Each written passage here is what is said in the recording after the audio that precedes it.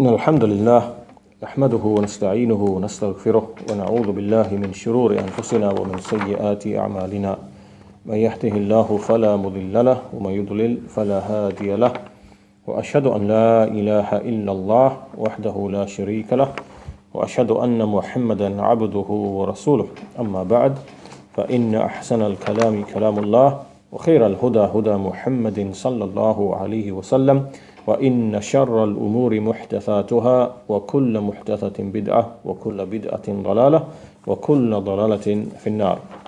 So in the previous lesson we saw that Imam al-Tahaawiyyah rahimahullah ta'ala, after speaking about the companions in general, he then went on to discuss the issue of the Khilafah. And so he began by saying وَنُثْبِتُ الْخِلَافَةَ بَعْدَ رَسُولِ اللَّهِ صلى الله عليه وسلم أولا لأبي بكر الصديق رضي الله عنه تفضيلا له وتقديما على جميع الأمة.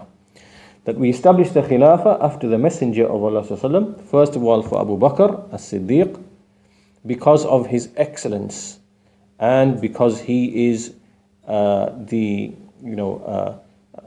تفضيلا له وتقديما على جميع الأمة, that he is at the forefront and the most virtuous and the most excellent over all of the Ummah. So we put him ahead of everyone else. So we discussed some of the issues regarding that in the previous lesson. We looked at one or two points, and we're going to continue today inshallah ta'ala looking at the third point. So we looked at two masail in what has preceded. The first mas'ala that we looked at was looking at some of the evidences for putting Abu Bakr at the forefront of the Ummah. And the second was to do with the issue of bay'ah, as to why some of the companions delayed the bay'ah, and we looked at some of the responses to that. This brings us to the third issue then, which is the start of today's lesson, which is that the Khilafah of Abu Bakr as-Siddiq radiyallahu anhu was reviled by the Rafidah. And the intent, so basically they attacked the Khilafah, meaning the leadership of Abu Bakr. And the intent behind attacking the leadership, the Khilafah, was to attack Abu Bakr himself. And so not only Abu Bakr but also Umar bin al-Khattab radiyallahu anhu. And the essence of what they are saying is that they usurped the Khilafah, that they took it wrongly and unjustly. And they snatched the leadership without due right, and so they usurped the right which belonged to Ali radiyallahu anhu. And then they bring some texts as an argument to establish this point, and they say that on the occasion of Ghadir Qum, this is one of the instances which took place, that the Messenger of Allah, he said to Ali, أنت مني بمنزلة هارون من موسى إلا أنه لا نبي بعدي. So the Messenger of Allah, he said to Ali, you are towards me like the position of Harun to Musa, except that there will not be any prophet after me. And when you look in the Quran, you look in Surah Al-A'raf, you see that Musa alayhi salam, he said to Harun, أخلفني في قومي وأصلح ولا تتبع سبيل المفسدين.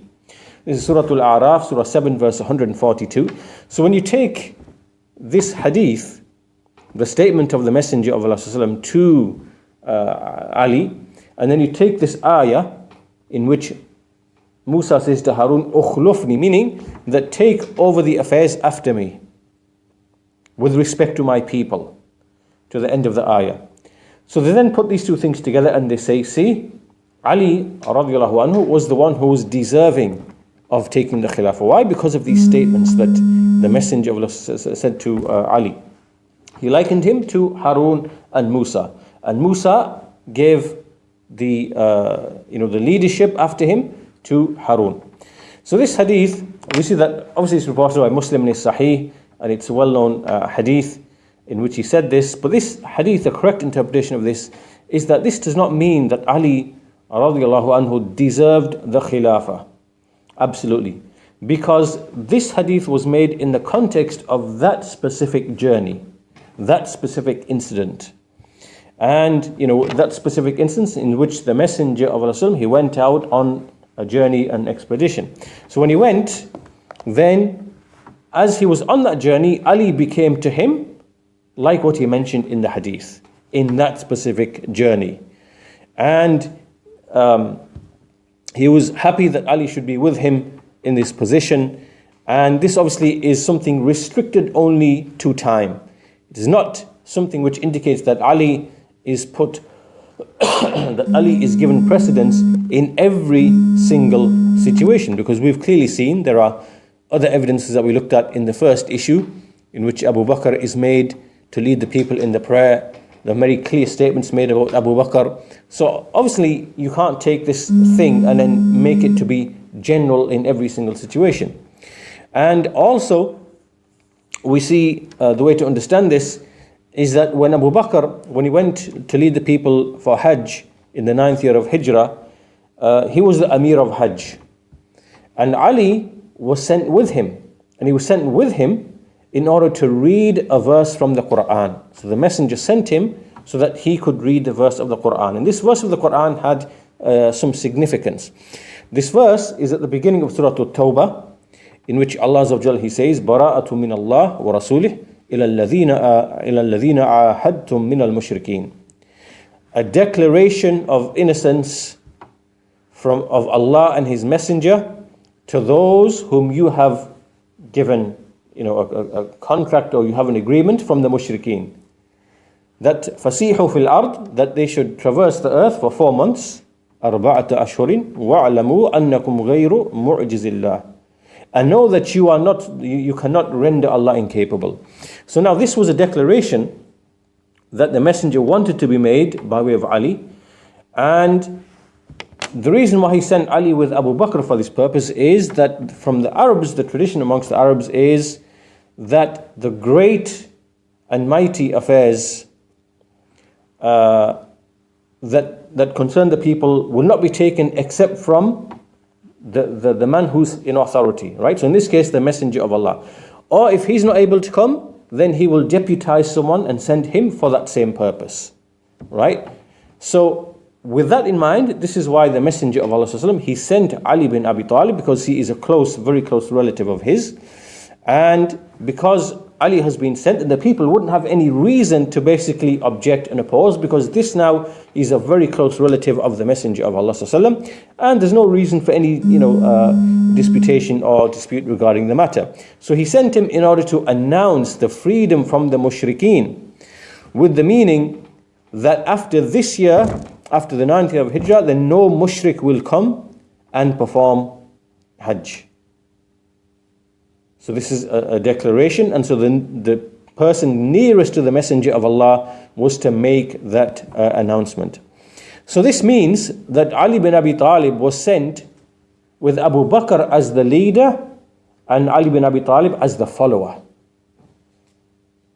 And Abu Bakr is the Amir.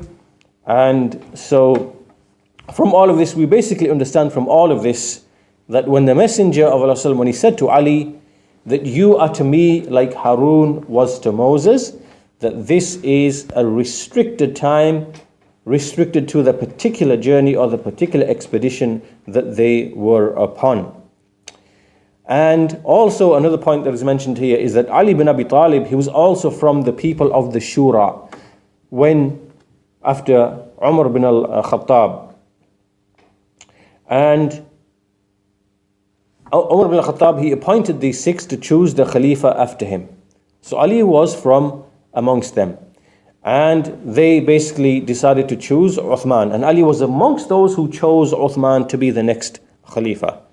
So if the affair was destined for Ali, then how come he is in a Shura and he is one of those who chose Uthman to be the Khalifa after the assassination of Umar bin al-Khattab radiyallahu anhu. So the point being here then that the Rafidah, they attack the Khilafah of Abu Bakr, and they attack Abu Bakr. And likewise Umar and Uthman, all these things are known from them. So may Allah give them what they deserve. Then At-Tahaawiyyah, he said, the 4th issue here is, he said, تَفْضِيلًا لَهُ وتقديما على جميع الأمة. That we establish the Khilafah for Abu Bakr تفضيلا له وتقديما على جميع الأمة. So here now there's a number of things that are connected, because when you put a person ahead of everyone else, then that's because of his excellence and his virtue. And his excellence and his virtue means that you put him ahead of everyone else. So these two things, one each of which leads to the other one. If he's the one who's been put in front, it's because of his virtue. If he's the most virtuous, then he's the one who should be put in front. And so these two things are basically binding. And then we see likewise Umar, he was the best after Abu Bakr, and so therefore he deserves to be put in leadership. And then Uthman, and then Ali. So the point being here, that the two things are basically binding. This is the point that's being made. That if Abu Bakr was given the Khilafah, it's binding that he is the best. And if he is the best, it's known that he is the best, then it's binding that he is the one who takes the Khilafah. And he deserves the Khilafah. So these things, it works this way and it also works that way as well. And so because Abu Bakr radiallahu anhu was the most excellent of the companions, then he deserves to be the Khalifa after the Messenger of Allah sallallahu alayhi wasallam. And then, so At-Tahawi then goes on, he continues and he says, ثُمَّ لِعُمَرَ بْنِ الْخَطَّابِ. Then we affirm the Khilafah for Umar ibn al-Khattab. And Umar ibn al-Khattab is the best after Abu Bakr as-Siddiq, and we know that his Khilafah was established by way of al-Ahd. And this means by way of delegation or appointment. And so what we'll notice is that we'll see that the various Khulafa were chosen in certain ways, or they were appointed in certain ways, and these are the legal methods by which a Khalifa can be appointed. So one of those ways was by appointment of the previous leader. This is known as Al-Ahd. And so Abu Bakr, he textually stated that Umar should be the Khalifa after him. And no one from the Muslims disagreed or disputed with this, that Umar ibn al-Khattab should be the leader.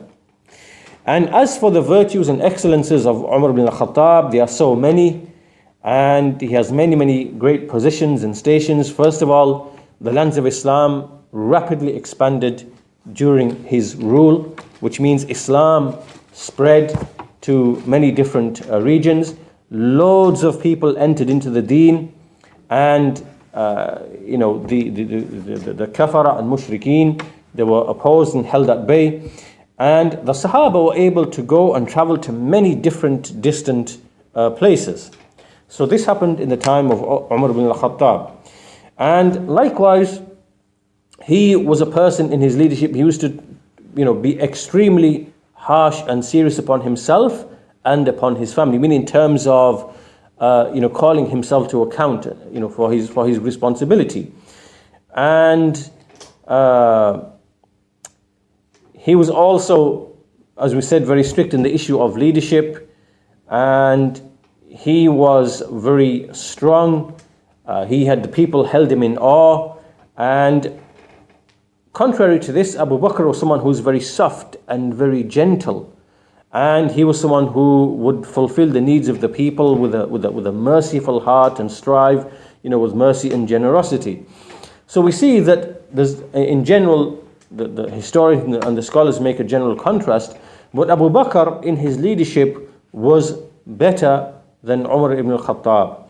And one of the reasons for this was that he was the one, Abu Bakr, he stood against the people of Ridda, the people of apostasy.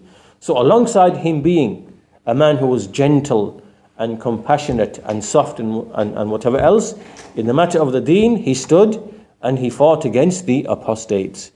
And this station was not granted to Umar bin al-Khattab. This is something by which Abu Bakr is distinguished. And so, and likewise, none of the other companions were given this distinction where they, aided and fortified the religion, by fighting against the detractors. So in this case, though, the point being that Umar bin al-Khattab, how was his Khilafah established? Because Abu Bakr, he textually stated that Umar should take the leadership, and also we know from general texts that after Abu Bakr, it is Umar who is the best of the Muslims. So this is now textually. And then Abu Bakr, he actually appointed him and delegated him as the leader. So one of the legitimate ways by which a person becomes a Khalifa is by way of appointment from the previous ruler. Then after him came Uthman radiyallahu anhu, and he took the Khilafah by way of al-ikhtiyar. Al-ikhtiyar. Al-ikhtiyar meaning by the choice of the people, or the people who were given put in a position to basically discuss and choose in this matter. So before he died, before Umar bin al-Khattab he died, before he was assassinated, he said that he basically appointed some people, a shura, to look into this matter and to decide. And there were 6 people in the shura, as we already mentioned. From them was Ali bin Abi Talib. And so after his assassination, the affair went to them, and they basically decided to choose the one who's the best and the most virtuous amongst them, and this no doubt was Uthman bin Affan radiyallahu anhu. And so this was by agreement by the people of the Shura specifically, and they were 6 from amongst those who were promised paradise. Right? So the people of the Shura who chose Uthman radiyallahu anhu to be the next Khalifa, they are from the 10 who are promised paradise. So from them is Ali and the remainder. So now this is another method, which is ikhtiyar, which is being chosen by the people of Shura, the people who discuss these matters. Then after Uthman radiyallahu anhu, At-Tahawi says, so he said, ثُمَّ لِعُثْمَانَ radiyallahu anhu, ثُمَّ لِعَلِي ibn Abi Talib radiyallahu anhu. So therefore we likewise established the Khilafah for Uthman and then to Ali after him. Now as for Ali radiyallahu anhu, we see that all of the Muslims did not agree in his time. They didn't agree upon his leadership, as opposed to the previous 3. Right? So we have Abu Bakr taking the leadership after the Messenger of Allah because of clear indication. Then Abu Bakr appointing Umar. Then Umar leaving the affair to the Shura and they choosing Uthman. But in the case of Ali bin Abi Talib, because it occurred after the assassination of Uthman, and the assassination of Uthman was a time when certain factions appeared, the Khawarij, the Sab'iyah, and when they appeared, they kind of put things into the hearts, and they shook the affairs, and in the killing of Uthman, some differences occurred between the Sahaba. So a number of different orientations appeared. So from those orientations, or from those positions, was the position of Ali radiyallahu anhu. So he was in one direction, and then was Muawiyah radiyallahu anhu in another direction, and then there was Talha and Az-Zubair and Aisha radiyallahu anha in another direction. Right? So a number of positions appeared, and there occurred whatever there occurred of a civil war, and all of this was because a band of mischief makers and hypocrites and trouble causers, they came and they engineered these tribulations between the Sahaba. So the point being here that in the time of Ali, there wasn't agreement upon his leadership. But nevertheless, alongside these differences, his leadership still came to be by way of choice, by way of ikhtiyar, through the people of authority, the Ahlul Halli wal Aqd. Ahlul Halli wal Aqd. And this refers to those people who are the kind of, the elite people, the people who have insight, the people who are authority, the people who are looked at, the people who are respected. And the Ahlul Halli wal Aqd in Medina, Al-Madinah, after the killing of Uthman, they appointed Ali radiyallahu anhu out of choice. And also because obviously we know from the other texts that he is the most virtuous after Uthman radiyallahu anhu. So there wasn't any dispute about his actual leadership, as in, the fact that he deserves to be the leader. There wasn't any real dispute about this. What the dispute occurred was with respect to the killing of Uthman, what should we do? Right? So some demanded immediate justice and revenge. We need to pursue the criminals. Others said, no, we need to wait and let things stabilize. Like Ali said, we need to let things stabilize. It's difficult now to pursue the criminals. And others like Talha and Zubair, they said, no, we must pursue the criminals. Right? So it was to do with the issue of the assassins of Uthman radiallahu anhu, where the differences appeared. And so some of the Sahaba did not come under the authority of Ali until, and they did not want to until the assassins were identified and justice was meted out to them. So, but in any case, the Khilafah was the Khilafah of Ali radiallahu anhu was by the choice of the people of the Ahlul Hal wal Aqd, the people of authority and the people to whom affairs are referred back to, and also because they knew that he was definitely the most virtuous after Uthman radiallahu anhu. So it was obligatory upon everyone in that time to actually establish and give the bay'ah to Ali radiallahu anhu. However, for reasons which occurred, as we said, the killing of Uthman, then this did not occur. Not everyone came and gave him the bay'ah. So the Khilafah continued like this, and the affairs weren't really in order. Right? As in, unlike the Khilafah of Abu Bakr and Umar and Uthman, where everyone was together, then a number of years passed, and the affairs weren't really arranged and in order. And it was basically time of qital and khilaf, as you know, because we had the battle of Siffin, we had the battle of Jamal, and these tribulations occurred. And in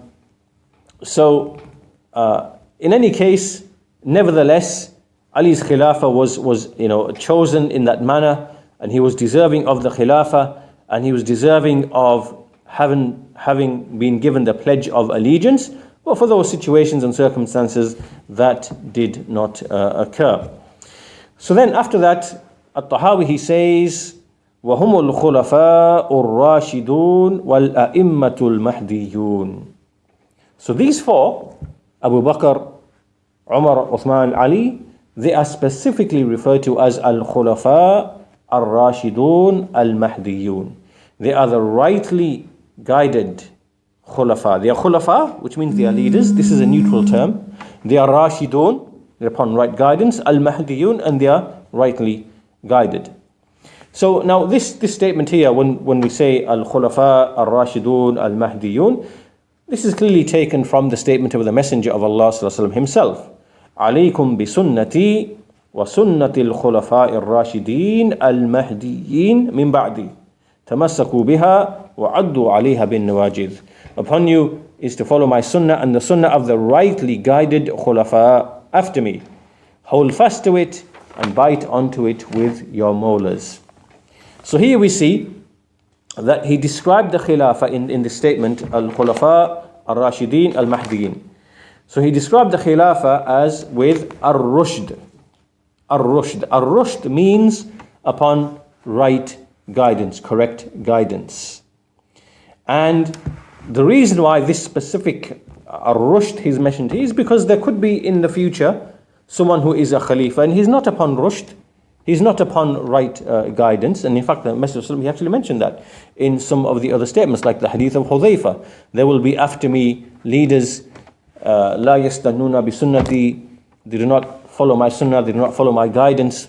Right? So here it's specified ar-rashidun al-mahdiyun.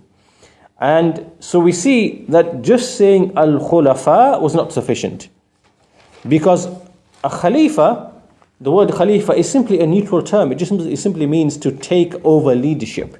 There's no praise in this term. There's no praise in this term. It is a neutral term.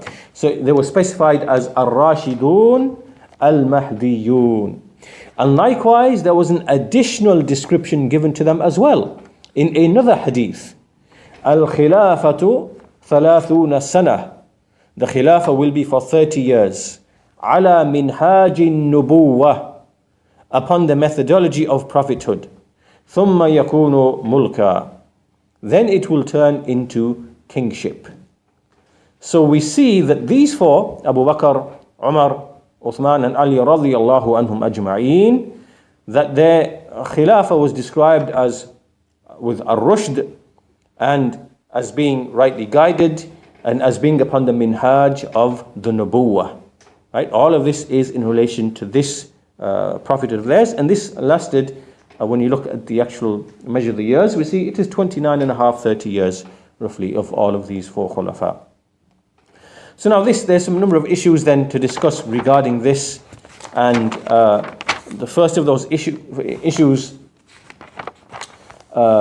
here. So now we're discussing the khilafah of these four khulafa. So the first issue is that the word khalifa. The word khalifa, we see that its usage continued after the four khulafa, after these four rightly guided khulafa. Then we see that Bani Umayyah is the ruling family, starting with Muawiyah, who then took leadership, right? Because they come from the Bani Umayyah. And the word khilafa and khalifa was still used, and however, it then got changed to something else. It got changed to Amirul Mu'mineen. Amirul Mu'mineen. And this began in the time of Umar bin al-Khattab, because it was said to him, according to a narration, you are the Khalifa of the Messenger of Allah. So he said, Antumul Mu'minun wa ana amirukum. So he said, you are the believers, and I am your Amir, I am your leader. So from here came the title of Amirul Mu'mineen, and it continued to be used after him, with Uthman, with Ali, with Muawiyah. But otherwise, the actual name is Khalifa. Al-Khalifatu Umar, Al-Khalifatu Uthman. Right? So, however, the word began to be used. Amirul Mu'mineen, Ali is the Amirul Mu'mineen, Umar is the Amirul Mu'mineen, Uthman is Amirul Mu'mineen, and so on and so forth. Muawiyah is the Amirul Mu'mineen. So, but nevertheless, we see that the actual word in the Sharia that we see in the text is that they are khulafa. Why is this? Because the Messenger of Allah, he said in a hadith, لا يزال هذا الدين عزيزا إلى 12 خليفة. This deen will never cease to be strong and mighty so long as there are 12 khalifas, until 12 khalifas. Now notice how in this hadith, the word is used 12 khalifas, right? This is despite the fact that we know that kingship entered into the Bani Umayyah, right? Because leadership then became hereditary. After Muawiyah radiallahu anhu, it then passed on into his family.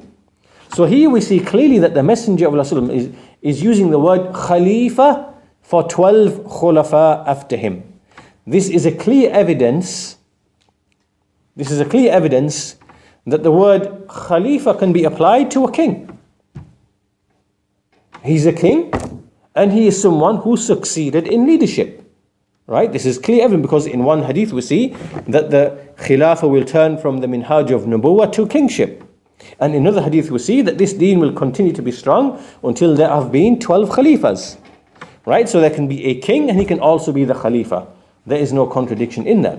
And there's no contradiction in the mode and type of leadership being kingship, and with the ruler being a Khalifa, because he simply took the leadership from he who came before him. Because Khilafah and Khalifa simply means successorship, that you succeeded in power from the one who came before you.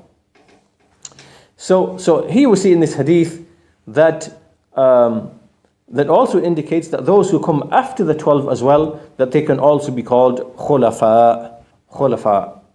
And so this is the first issue that we should be aware of. That the description of Khalifa and Khilafah, it continued after the four rightly guided Khulafa, and that the word Khalifa itself is a neutral term. And we see that the first four Khulafa, they were praised as Rashidun, Mahdiyun, ala minhajin Nubuwah. Now we come to the second issue, which is that we often hear people saying that the fifth rightly guided Khalifa was Umar bin Abdul Aziz. And this is common upon the tongues of the people. You see it because they mention his righteousness, his piety, and his efforts to establish the sunnah and oppose the people of bid'ah, like the Khawarij and Qadariyah and other than them. But in reality, this is not known from the Salaf to say this. Rather, the one who deserves to be called the fifth rightly guided Khalifa is in fact Muawiyah radiyallahu anhu. Muawiyah bin Abi Sufyan radiyallahu anhu. And this is what Ahlul Sunnati wal Jama'ah are upon.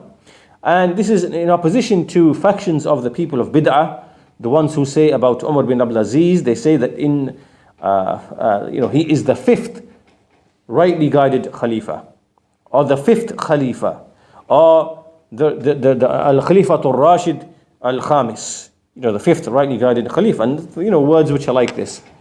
Rather, Muawiyah bin Abi Sufyan is more worthy because he is far superior to Umar bin Abdul Aziz, without any doubt, because the people were actually united upon his Khilafah after Ali. We'll come to mention this shortly, inshallah ta'ala, that the people actually became united under him. And in his leadership, he actually, undertook many expeditions and expanded the lands of the Muslimin. Right? He engaged in striving in the path of Allah Azza wa Jal. And also because he was a companion of the Messenger of Allah Sallallahu Alaihi Wasallam, and he is the one who wrote the revelation. He was entrusted by the Messenger of Allah to write down the Quran, write down the revelation.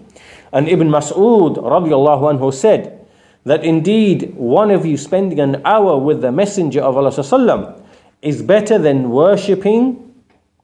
worship of one of you for such and such number of years. And also one of the Salaf said that indeed the dust that is, the speck that is on the nose of Muawiyah is far superior to something like 100 Umar bin Abdul Aziz or something of that nature. So this shows the excellence of Muawiyah bin Abi Sufyan by virtue of him being a companion. Likewise, also the Messenger of Allah also said in the hadith, "La tasubbu ashabi," do not revile our companions, for indeed if one of you was to spend a mountain of Uhud of gold, it would not reach a mud, like a handful of what one of them would spend, or even half a handful. So, and also in the ayah in the Quran, لا يستوي منكم من أنفق من قبل الفتح وقاتل أولئك أعظم درجة من الذين أنفقوا من بعد وقاتلوا وكلا وعد الله حسنا. That those are not equal those who spent before the conquest and fought. They are better in rank and degree than those who spent after the conquest and fought after the conquest. But in both Allah has promised goodness to both. So the point being from these texts is that Umar bin Abdul Aziz, no doubt, he is less in rank than Muawiyah. And in the time of Umar bin Abdul Aziz, he was not given the same aid and expansion that was given to Muawiyah. Rather, what Umar bin Abdul Aziz did, that in his time, he made efforts to spread the sunnah and to establish justice and to put an end to all types of oppression.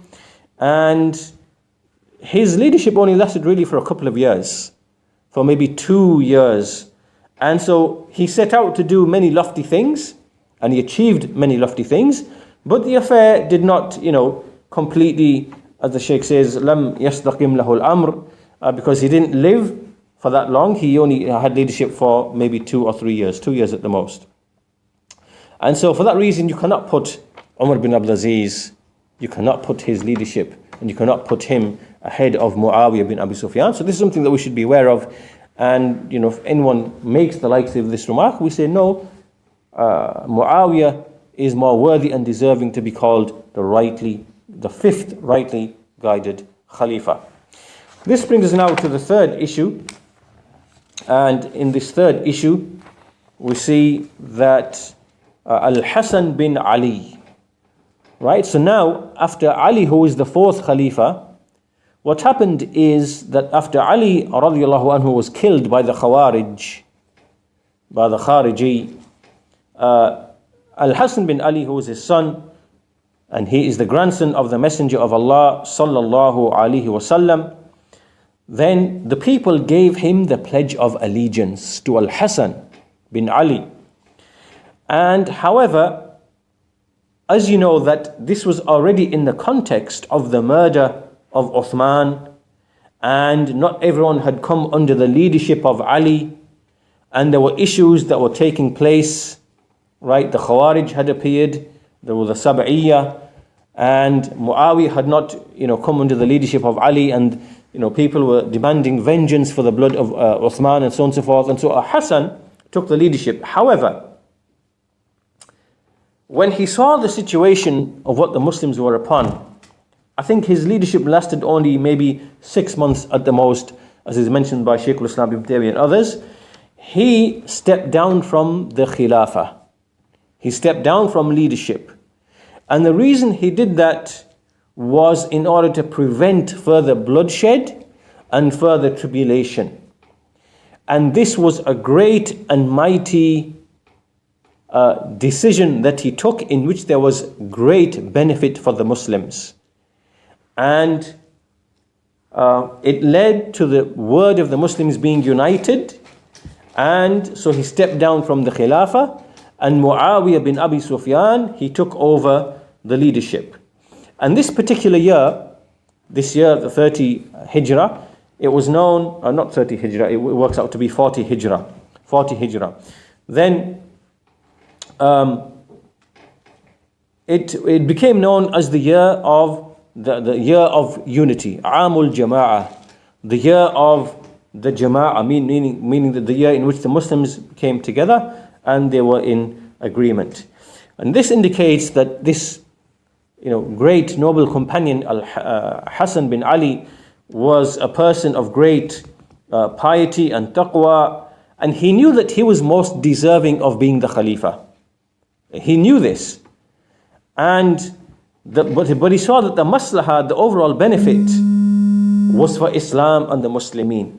Right? That was a much greater maslahah. So therefore he stepped down, and it demanded from him that he abandon the leadership and leave it to Muawiyah, the companion. And in this, of course, there was goodness, there was barakah for the Muslimin.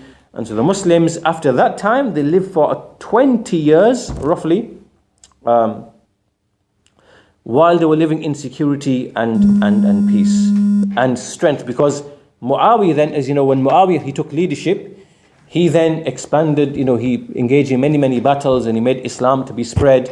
And so a great deal of benefit came from Muawiyah taking the leadership. And so for 20 years, the Muslims were firmly established in the affairs of their world, and likewise in the affairs of the religion, in the affairs of the deen. Did he become Khalifa twice then? Who then? Muawiyah. No. He never. Hassan bin Ali took leadership straight after Ali bin Abi Talib was assassinated by the Khawarij. So in that 6 months, he only lasted for 6 months. Then when he saw that, because he didn't really acquire actual control over the whole, the leadership of the Muslims, then, they don't really mention Hassan being a Khalifa. Right? So he saw that the situation was what it was, and he stepped down and he left the affair to Muawiyah. So Muawiyah is the Khalifa after Ali bin Abi Talib. Oh, yeah. Okay. So it's not that Muawiyah took the leadership. Yeah. And then, no, it wasn't like that, no. Hassan took the leadership, radiallahu anhu, and then, he left it because the affair was how it was, and he allowed Muawiyah to take over leadership, and then the affair became settled, and the Muslims were united once more. And then Umar Abdul Aziz after. No, then there were some other Khalifas after that. Oh. All right, he didn't come till much later. Right, he was probably, some count him amongst the 12th. Yeah, the 12th Khalifa. Right, but all of this is basically in the year 40, roughly 40 Hijrah we're speaking about.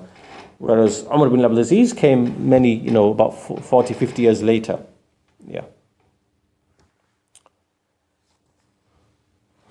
Right, so